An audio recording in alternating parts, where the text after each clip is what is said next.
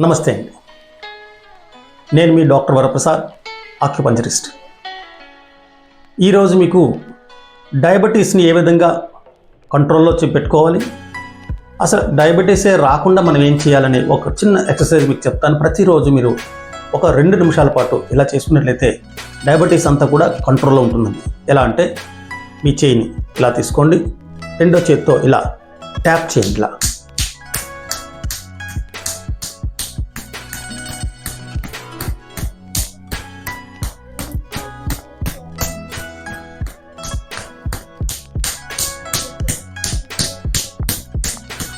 అదేవిధంగా ఈ చేతి ఇలా దీనికి